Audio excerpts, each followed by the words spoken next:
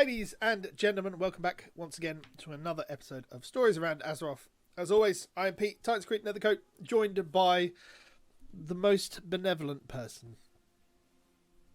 Not a gnome, not a mecha gnome, just a benevolent individual. One Mr. Frazley Tastic. How are you doing, sir? I am doing great, and thank you. Benevolent. Don't know what that means. Like, I'm not very violent. I mean, I don't know if I've ever been evolent. So, benevolent is kind of you're a nice chap. You're good to all. Oh, thank you. Be the best way I could say that. Yes, welcome back once again to another Stories Around Azeroth, where we talk about what we've done and some news and just generally a topic that we like to think about from time to time. If something big really boggles our brain that we like to talk about. As always, we are live streaming over on twitch.tv/Project Phoenix Productions on a Sunday. As usual, is generally our best time. Otherwise, you can catch the podcast, if you're doing so, thank you very much, on a Wednesday and everything else. But yes, Mr. Frazley, how has your week been, sir? Well, it has been awesome. So I leveled my Mechanum this week, and my Mechanum is now at level 70. Frazley's Heart of Azeroth is 71. I got my first rank 4 Essence on Fraz. Got the Heart of Azeroth toy for reaching level 70. So, as I said last time, I've got the Heart of Azeroth in my hands. I've got the heart. I think you almost killed me last week for singing that. No. You do you. Your camera trickery does not affect my overlays and my production values, so don't worry about that at all. You can keep being a magic individual with your camera overlays. Okay, cool. Jesus. But yeah, you've been leveling your Mechanome. How are you finding it? Because you're obviously catching up if you've not surpassed the Genome Project, yeah? Yeah, because Genome's now at 74, so I'm getting there, and like Genome, we only do an hour a week, and we've missed a few, so I'm definitely enjoying the Mage. I think they changed something with the Mage. It feels really good. I leveled a Mage up the beginning of Legion, and it was good back then, but it really feels good now. I don't know what they changed. Fire is... I found Fire's... You can be pretty up on top of the classes. And stuff like so that. I generally level as Fire when I'm leveling a Mage, but then I'll be Arcane when I get a bit of gear at endgame. Or like 120, because it's just easier to just Arcane blast things into the floor and just move on to the next thing, you know? Yeah. So it's just one of those things. I guess at least I've always loved the fantasy of the fire. It's like, grrr. I mean, when it comes to like, what are you doing on Frazley, like in terms of 8.3 content? I've been doing the horrific visions. I've not been on there recently, but I've done that. I've done Islands with Capo. So Frazley's kind of he's slowly leveling up, but I'm kind of focusing on the alts a lot. So not doing a lot with Frazley other than quests here and there. Yeah, no, that's fair. I mean, you do what you want to do, essentially, to keep yourself interested. Yeah. And I'm sure this is a topic that topic that we're thinking about talking about down the line as well. So yeah. But yeah, no, as long as you are enjoying playing the Mechanome and leveling your alts and everything else, like alt leveling and everything else is something that I need to do down the line itself. Oh, I've on the wrong camera. There we go. Is something I'll be looking at doing down the line myself, because I've got all the allied races that I want to level and everything else, and it's a little bit of it's a little bit of everything really when it comes to alt leveling. Unfortunately, it's just one of those things that is you sacrifice the time you have on your main to level alts essentially and gear them up. It's why, like, I was specifically trying to make a tank to help other people do Mythic Plus this expansion, but it's just like I've got the cloak to 6. I managed to get his gear level from like 380 to about 420, 430, and it's just I feel like I'm sacrificing too much on the main, which, you know, I've got more time now on the main because of what we've done this week, and I'll go into that in a minute, but I don't know. And it makes sense. It makes sense for you. You're raiding. You're trying to min max stuff. Whereas for me, I'm playing it, but I'm kind of doing what I what I want to do. I mean, I'm not in a raid team. I've had offers to go on runs, and if time had been better, like even this weekend, I had an offer on Friday to go on a raid run, and I didn't because I had a few things I had to get done. That's fair. Would you have gone if you had the time? I think I would have, because it would have been fun to go in there.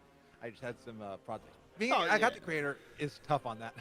I think that's also part of the problem. I find like a lot of my time is just my personal time, like between work and coming home, and I'm like, do I want to set aside time to edit videos, or do I just want to get into WoW? And then I end up getting into WoW because I get to the point where I could just do my dailies and be done with it and just move on to, like, I could do, as long as I haven't got anything planned, like a raid or anything else, that I find that I could just go in there and just do the dailies, and then I'll just vegetate in the game and just figure something out to do. Like, I think I was up late the other day because work accidents and everything else, and I just couldn't sleep, so I just ended up just doing Mythic Hellfire. On my own. I got a question on that. Yes. What are you doing with trampoline poles? Well, what do you do for work? I'm like, that's like. I work in a toy store. Oh, I never knew that. You never asked. Oh, that's a really cool job. I like that. Yeah, but I was putting a trampoline together. Yeah, someone was helping. Pole slipped out there and beamed me in the face. It still hurts. I'm on pain medication and everything else for it at the moment, but yeah. Yeah. Is it a workers' comp or not? Workers' comp? It's retail, mate. We don't get anything like that. Oh, okay. Because like the best I'll probably get is I'll get a day's worth of sick pay. We had an employee get hurt recently, and workers' comp helped them get back on that. I mean, help them get recovered. Yeah, but yeah, the best I'll probably get is a day's worth of sick pay for missing a day of work. I think I've lost you more than anything else. Yeah, it's so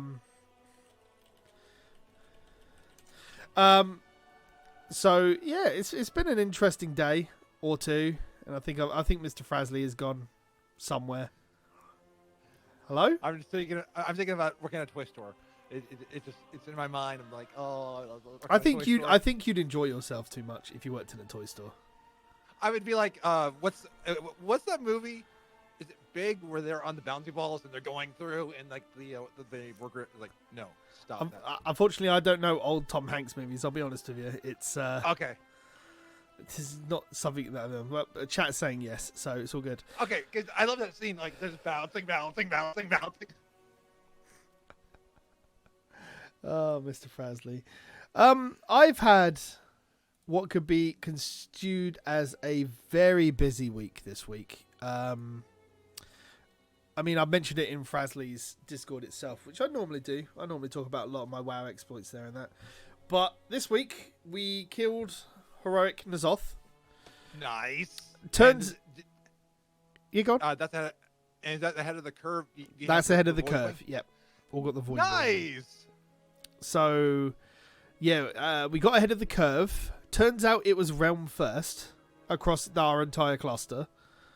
So, even though there are people on there who have it, who've obviously just pugged or something for it, like in terms of WoW progress, saying it's a realm first guild achievement and everything else. So,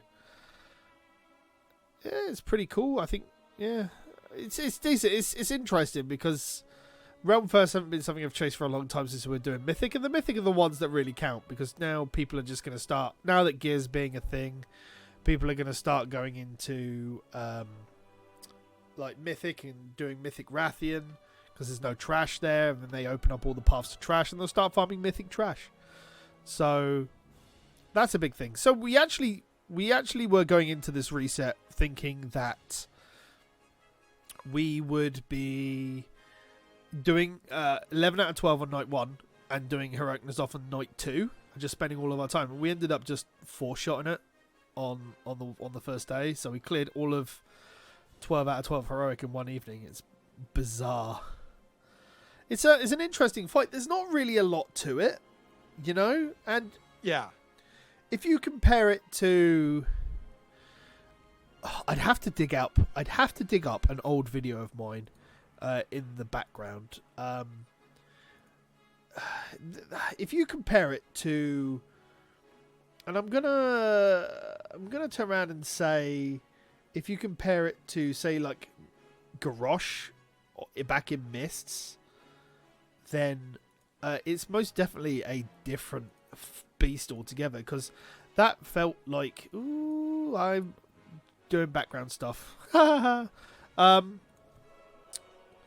It's it's really hard to say, because N'Zoth just feels like you're going through the motions. Like it's a very play by numbers affair. Do this, do that, and if you do the right thing at the right time, then you're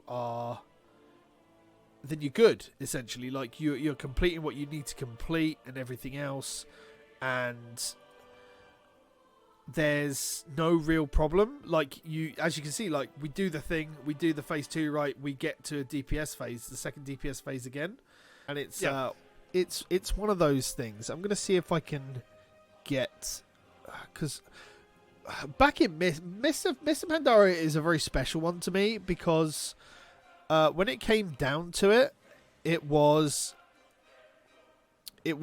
a fight that I was raid leading as well as healing, because I was still playing a healing priest at this point, and everything else, and it was really interesting to me. And so I was editing videos for the mythic stuff as well. There it is, me on my priest and everything else. It's nice. Like my UI, nothing to scoff at, but I really enjoyed the mythic raiding when it came to, especially the Pandaria stuff. I thought the Pandaria raiding was pretty spot on for what it was. There were problems and everything else, but for what it was, yeah, it was enjoyable and everything else. But you also had your mythic specific phase, which you do in N'Zoth as well, but it didn't feel as impactful as going to Corrupted Stormwind. And let me see if I can just jump ahead to Corrupted Stormwind. So it's very different than like just going to a whole different part of the map as part of a raid encounter and doing something else, Yeah, and when you walked into that for the first time, did you know that was coming? The problem is when you raid lead a fight and you go into it, there's so much preparation that you have to do. Like you have to see what you're doing. You have to know what's going in. When you're not, obviously, when you're not on bleeding edge content and you're ahead of the curve, like so much ahead of the curve than everybody else, there's a big difference to leading a fight that you've seen other people do and you're using a strategy that other people have done to actually making the strategy on the fly yourself. Now, there's a part of that you have to make up to find out what works best for you as a raid group and everything else, like certain positioning or doing cooldowns, and you're not going to have the breadth of classes that are available to you that are available in a world first guild, Yeah. So you make do with what you do, because one of my closest friends that I've played with Warcraft since like Wrath of the Lich King is like, she played a priest when I first met her. Now she plays a druid bear tank, and she always comments how druid bear tanks are so bad compared to a lot of the other tanks, but she makes it work. She plays pretty damn fucking well, and better than a lot of like normal people that you'd find just playing like demon hunters, monks, and blood DKs. Yeah. So there's a big part about finding what works for the raid itself and working as part. Oh, I love that. Just kiting an iron star into Garrosh is so satisfying, And you don't see a lot of it here, but if you looked out to the sea, you saw like all the Horde battleships just moored off the edge of Stormwind Harbour, and there's Thrall impaled on a wall. Chat is saying Anduin dead on a pike was epic. There's so much stuff. Like, it's felt more impactful than what we have now, and that's the really dumb thing, Now, none of this is. I just got to ask. None of it's nostalgia goggles clouding your. Well, I want to say that a part of it is nostalgia goggles, because it was the first real time I stepped up to be a raid leader. So, and then there's this point that I was leading bleeding edge content and took a guild that we moved to from wiping on the 4 dogs in Mogashan Vaults, and we wiped on there all night on night 1, and then we ended up taking the first fight on because it wasn't mythic, it was heroic at that point. Yeah. But it was still different mechanics than normal. So the first fight I actually raid led was Garalon, and we killed that on heroic, and we took the realm first for that. And since then, we just took a bevy of realm firsts on that from there on through all of Mists. It's ever since Warlords, the raiding has been top notch and everything else, but a large part of it is, unfortunately, a large part of the, I don't know, the direction. And I feel like the story's in a decent place, and we've talked about this a lot over the last couple of episodes, but I feel like the story direction that they've had to go through and everything else is, it's just really weird, because I feel it's impacted on their raid. What would you have thought, Frazley, if they turned round and they said that if they turned around and said at BFA the final boss will be Ny'alotha? None of this is going to be open faction warfare. If they just turned round and gave you the opening cinematic of Lordaeron and being under assault, and then turning around and going, the final boss of the expansion is Ny'alotha, would you have looked at it differently? I mean, I from the beginning have seen BFA being Ny'alotha, so I guess I was not surprised when we got the announcement of 8.3 being Void and being Shadow. So I guess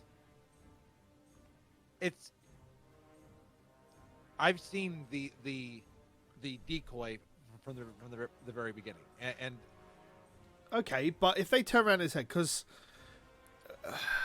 it's the same with Legion, yeah? No one knew we were going to go to Argus and fight, Argus itself. We fight a Titan and we see Sargeras.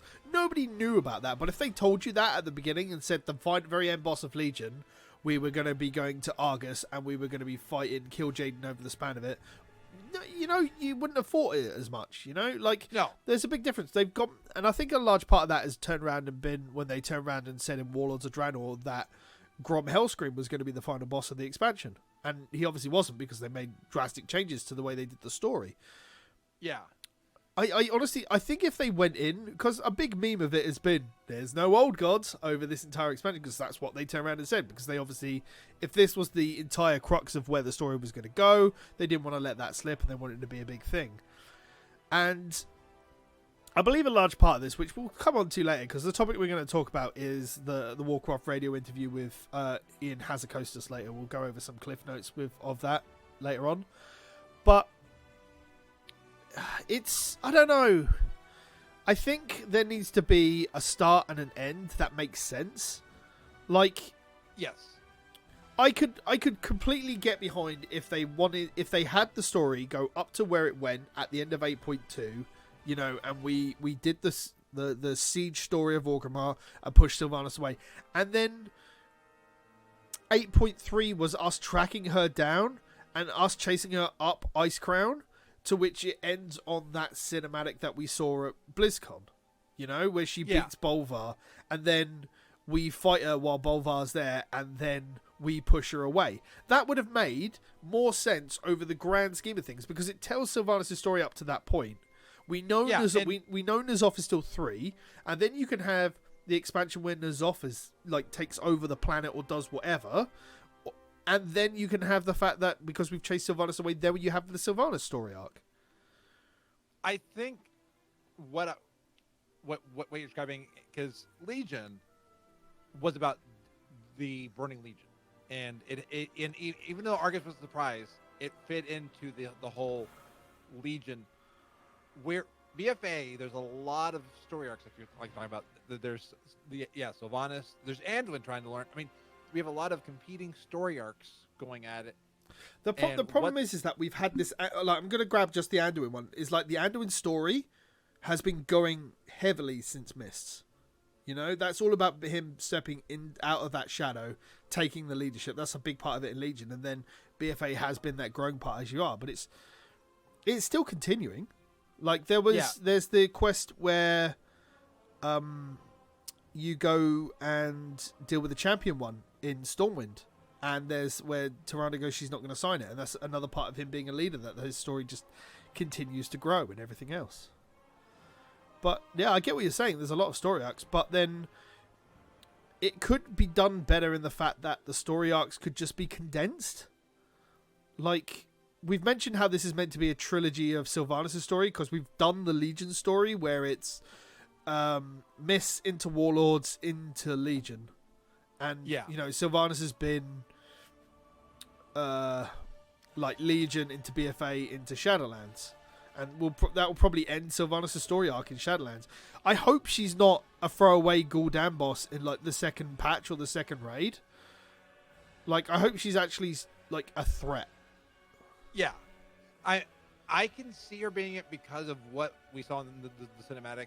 The fact that she mowed down all those people and mowed down the current Lich King. I can see she has a power. So she's not just some orc that Thrall's going to come in and whack around with a stick. Yeah, there's a part of me as well that feels like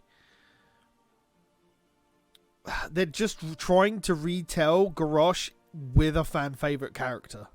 Like the change of a faction leader, and they've wanted to do it since Mists, and they've wanted to do it properly because, you know, Garrosh was loved in smaller circles when he was introduced in TBC and in Wrath, where he actually, like, they actually followed on the fan favoritism of that character and put him in that War Chief position. But then they badly writ his character in Cataclysm to be several different pieces. And then, you know, and then it was all changed in Mists again to be the direction of the character they wanted to do for the story they wanted to tell, which was interesting, don't get me wrong. But it just feels like, because they haven't done that with Sylvanas, although they have, kind of, technically, if you look at how they've added some small story parts of her. Like, apparently a lot of her background with the jailer goes back to the point of when she threw herself off Icecrown after Wrath. So there's more that she's done that we don't know. Well, it's not so much that, but you know the short story they released on the Blizzard website only, where she threw herself off Icecrown because Arthas was defeated. She felt there was no reason to live, and then she was approached by the Valkyr. Yeah. That is apparently part of the jailer's doing, and they're saying that the jailer's hand is stretched all the way back with Sylvanas, all the way back until then. I can see that because the way they were describing where the jailer is, it's a power and a force that's been there for a long time. So I don't see this as being a new force in the Shadowlands. That it's one that. Oh no, absolutely, yeah. But it's just like, well, the only thing I'm saying is that they're trying to input this relative change of character to make it fit the story ideals of where they want to go in the future. Okay, and we did see a change of story leads. I mean, we saw Metzen, and now it's Christy. So I could see maybe Kristen and Christy. We're seeing them trying different things and trying to move the story where they want. Yeah, absolutely. I mean, don't get me wrong. Like, there are parts of me that like the story, and the small condensed. It's annoying because the stuff that exists outside of the game works very well because it's a condensed part of what's going on inside the game, outside of the game, and they're able to tell a cohesive story because it's a fixed point. Whereas when they try to tell the story inside the game, which is what they tried to do, like, this is another reason why BFA has been so weird, is we'll use Saurfang as an example, because the Saurfang story has worked between outside of the game on YouTube. There's been short stories on the website, and then there was the ending of the cutscenes that they put into the game in like 2.5.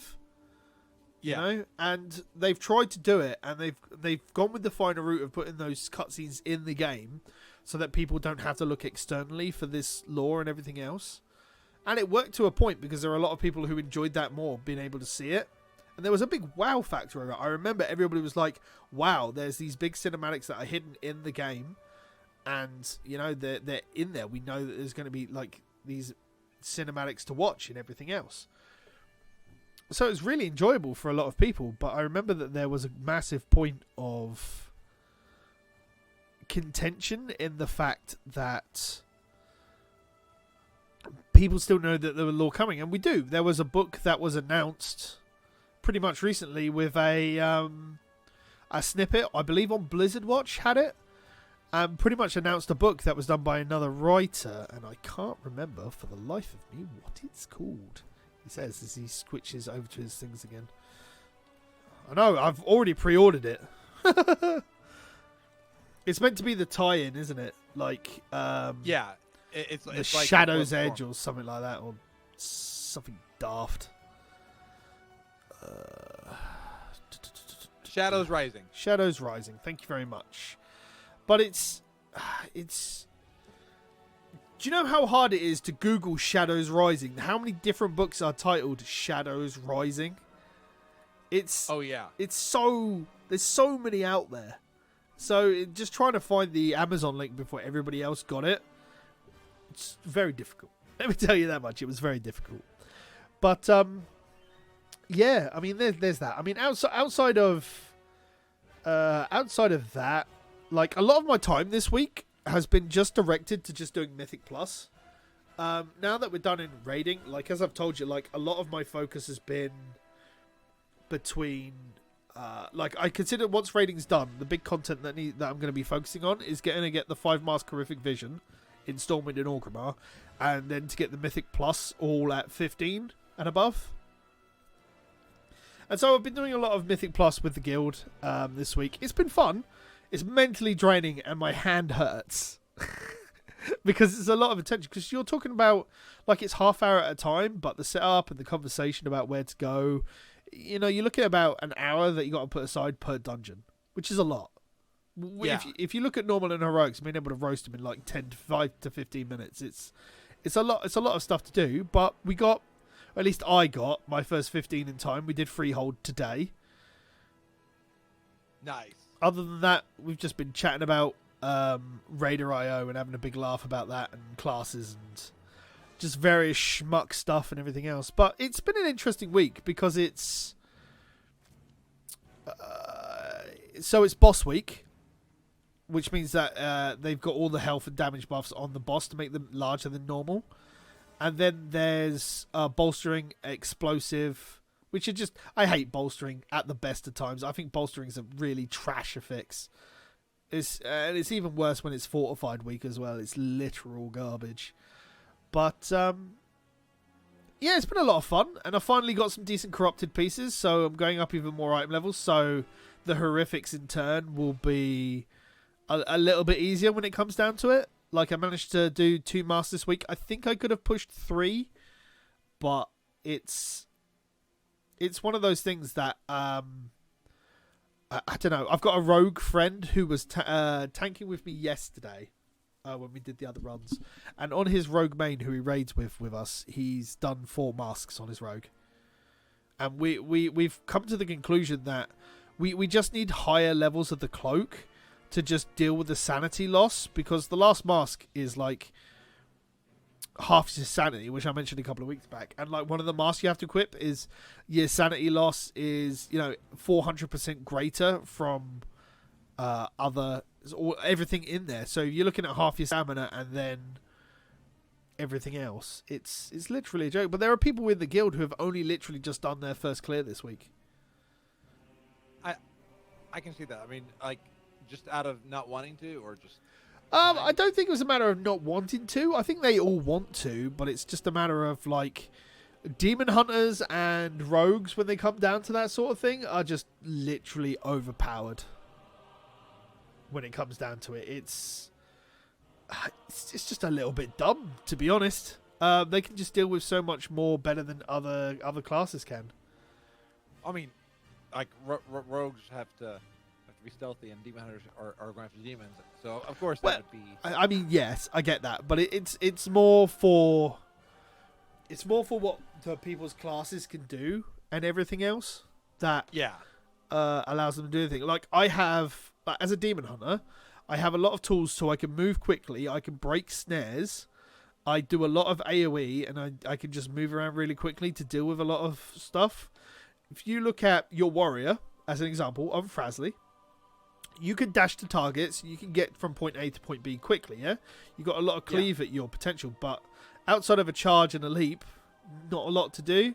You don't, like, there's not really a lot of burst. There's Rampage if you can get your rage up, but that requires a lot of decent Azerite pieces to really fulfill that to a certain point. Whereas I can just I-beam when it's off cooldown, and if it's not off cooldown, I can just jump and use Metamorphosis. You know, and I have like higher. I got rank 3 in every essence as well, so I have a lot of different options at my thing. And you know, demon hunters are just rather tanky as well for some of the defensive cooldowns they have. Yeah, it's just a little bit crazy at times. That's all. So fights that are not built for all specs, but different specs have advantages.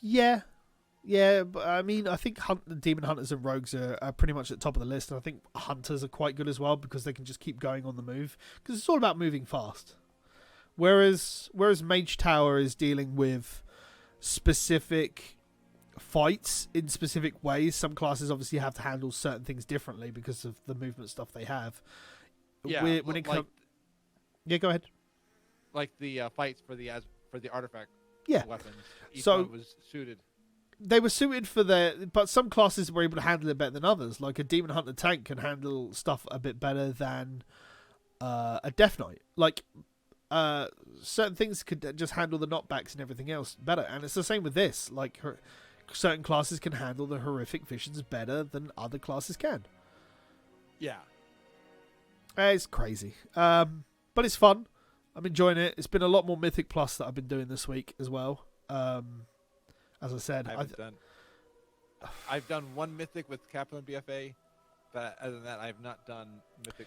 I think that's a different mindset, though, isn't it? Like where I raid and I want to do a lot. I want to make sure I'm at peak performance. I do a lot of it, all these higher things to get the gear to do it, and I've done challenge modes for Warlords and Mists to get specific things and everything else. So I'm used to this sort of content. Whereas I don't want to say it's a step out of your comfort zone, but it's not something that you've done on the regular, is it? No, and it's one that I get a little bit of anxiety and like stress when I want to. One I don't do is I'm afraid of letting the team down. When I was in Eternal Palace for the Queen Azara kill, I was so nervous that I was going to let my team down. So, I mean, outside of doing that sort of content more, what do you think could be in the game to help you get over that hump? I don't know if there's anything that the game can do for me, because I mean, the game teaches me my class in different quests. I mean, I could see something like the bot system and because a lot of what people have, the biggest thing I've seen content creators and players alike ask for is a trial version of a horrific vision where you don't get any loot. It doesn't cost you a key to enter, but a way to practice. Now,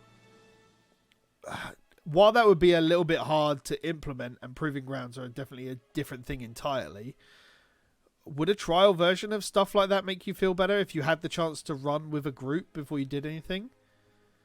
Well, if we're talking visions, I think one where you could go in without getting any loot would be really cool, because that is one thing. But I kind of just had a thought that they have DeepMind in StarCraft, and the AI has learned. What if they could figure out the difficulty range of AI, and you could run raids and dungeons without any loot, but you could run it, and other players would be like, the AI would act like the players. It wouldn't have the same effect as players, but if they can make it where you could run a raid. I get what you're saying.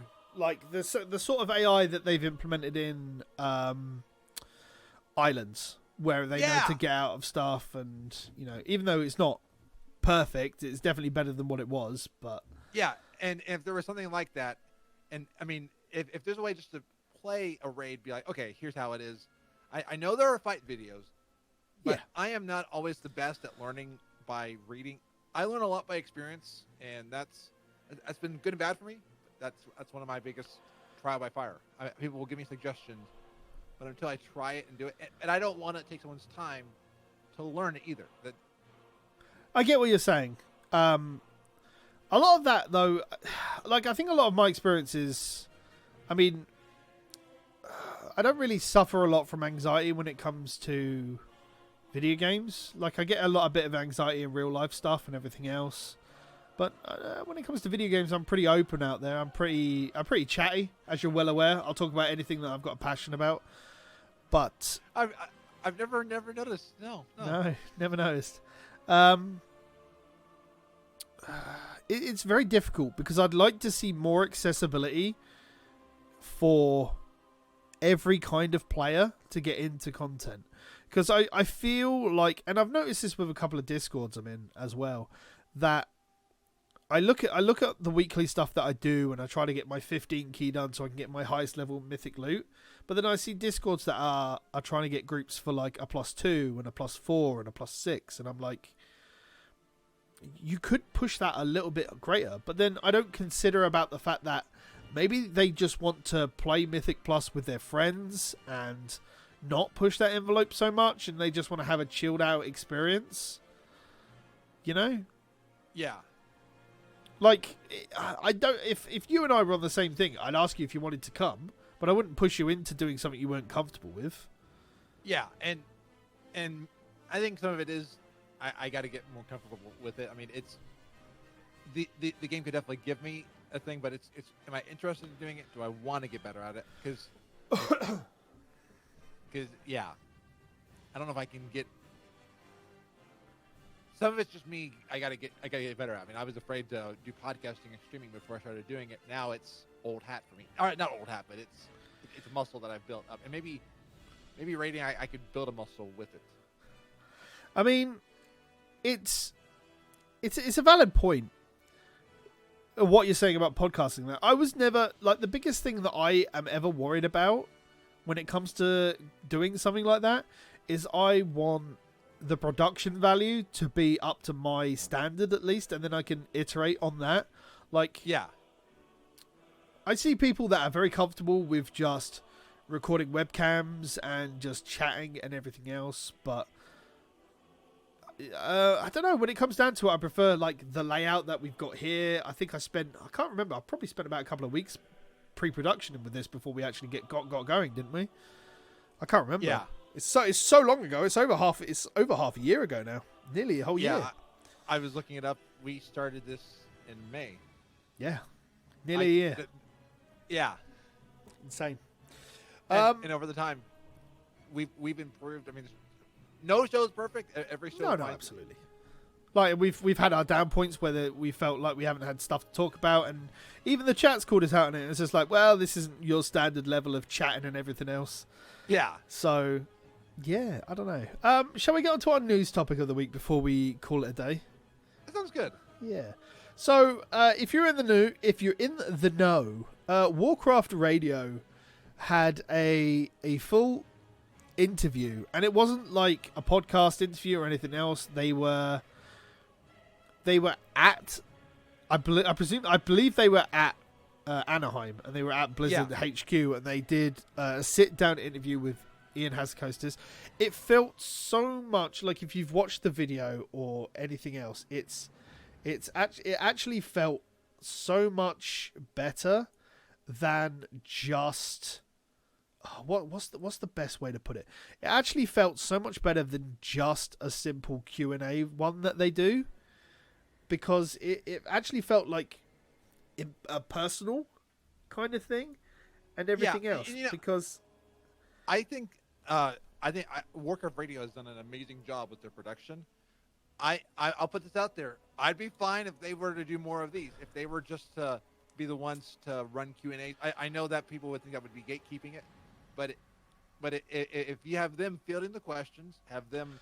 I don't even think it needs to be Warcraft Radio. I think it would be nice to have a lot more of these kind of interviews with community folks. Like, obviously they have to be talking to Blizzard PR and everything else, but if they have the kind of ability and the scope, like Blizzard Radio has a big scope, but like there's a lot of the other content creators, Bellular, Preach, Final Boss, and like more. There's so many big, your favorite WoW content creator that's in good stead with Blizzard and everything else. There's nothing to stop them reaching out and having this sort of conversation. I mean, obviously a lot of questions have to be vetted because they can't just like ask a billion Shadowland questions out the box because Shadowlands isn't even in our greasy meaty paws yet. But and maybe the fact that Warcraft Radio's or a creator's been the one asking it, there's less feel that, oh, this is just what Blizzard wants you to do. I mean, there is some of that, but you're right. It feels more like they're chatting with people. I mean, maybe this is showing Blizzard's turning around and being more open with creators. And I think it'd be cool to have this continue. But what I was trying to say... Yeah, go ahead. No, I'm not going to interrupt you. Keep going. So, yeah, I think that... I think having somebody else be the moderator of it makes it feel less like Blizzard's controlling the narrative, because this one feels like they're chatting with the community. The Talius Nevatel Q&A, that felt cool because you had somebody from the community there. And I think going forward with some of these Q&A videos, if they could bring in an outside force, it makes it feel a little bit more like you can root for the everyday man. Like I met Athlas at BlizzCon, and Athlas is somebody that I feel like I could hang out with, and seeing them with Ian, you feel like Blizzard's not staring down at you as Blizzard, but they're sitting down. Yeah, it's the point I was making is that it's got a very different feel to like the standard Q&As that they do. Because instead of it just being Ian and Law talking at you and handpicking questions, obviously I presume these questions were vetted. A lot of it was about the Race to World First, which we won't get into. Like we had the conversation about the Race to World First already, and we've done that. It's up on Wowhead. It's one of the main things. You can go to warcraftradio.com, see it there. You can go to the YouTube channel and everything else. But there's a lot of stuff here that they've taken away. They mention about there's more eyes on the world first than ever before. I think the biggest thing to take away from this is that they've specifically mentioned that they're not looking at doing a global patch release, which is the biggest downheartening point to me. Again, we mentioned, I think we mentioned this last week, is where a global patch means everybody gets to do stuff at the same time. When it comes to Race to World First, the biggest thing that you've got to ask is how do you want to do it? Is it at one set point where it globally releases, or do you do Asia 8 hours ahead and just have the same problem but on a smaller scale? Yeah. I'm not the one that's behind the tech of it. I mean, there has to be a reason why, because Classic, they can release it, but then again, Classic Blackwing Lair was released in 42 minutes. Yeah, I mean, you got to remember that people have been practicing that version of Warcraft for 15 years, Yeah. And it's not like people weren't prepared for what they could do. Players are a lot better than what they were 15 years ago. Hell, there are, there's boss mods and there's UI fixtures which weren't a thing 15 years ago when it comes to Blackwing Lair. So, yeah, no, it doesn't surprise me that Blackwing Lair was downed in 42 minutes and everything else. There are a great wealth of good players out there. And during the interview, they're talking about what would.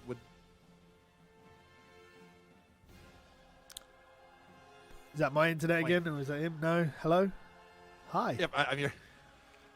And one thing that Blizzard kind of was talking about is that they like that it's community run, but they don't know if they want to make it an esport because of the fact that there's no rules and structure to race for world first. Right? I mean, it makes sense. Overwatch League and stuff like that, you have a set match, and you can go with it. You can control where it is. I find that argument pretty flimsy, though, considering that at BlizzCon they've done mythic races between guilds.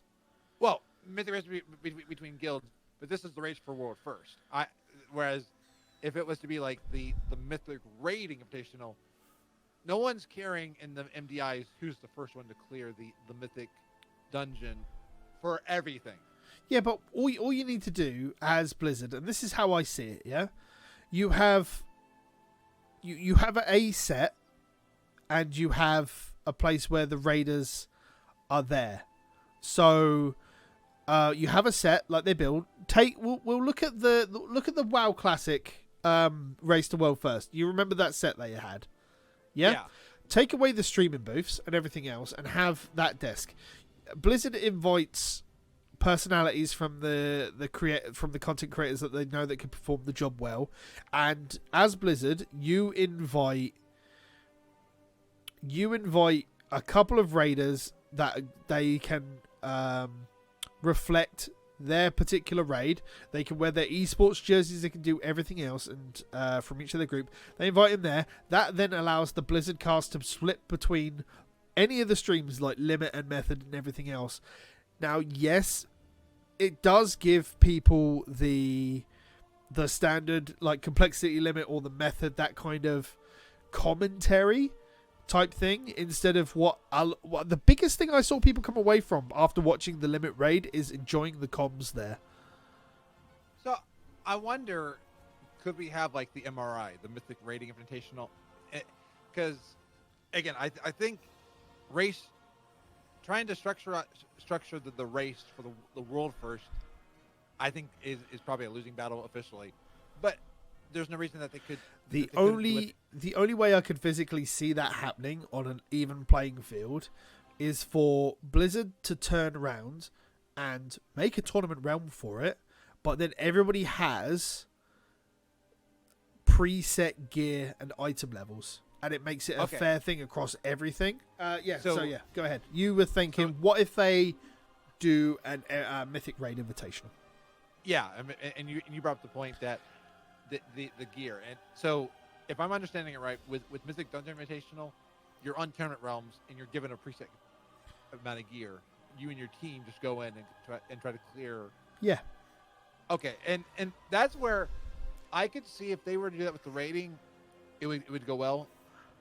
One red flag I'm thinking though, Mythic plus dungeons are over like that. Mythic raids take a long time, so it could be audience drop off.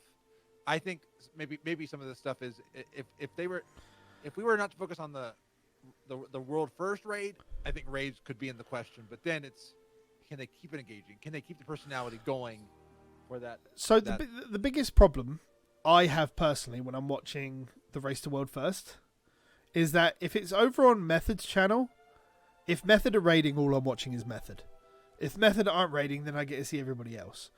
If Blizzard hosts it and gets someone from each of the big world firsts that they want to come out, then they could get the opportunity to stream Method when they're doing a pool, stream Limit when they're doing a pool, do a duo pool if they're both going together, and see who's going head to head at the time.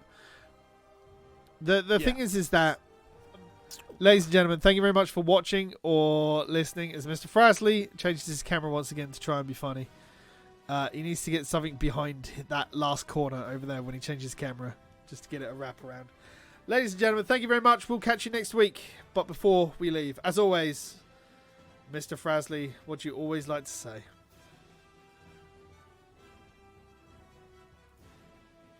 Mr. Frazley?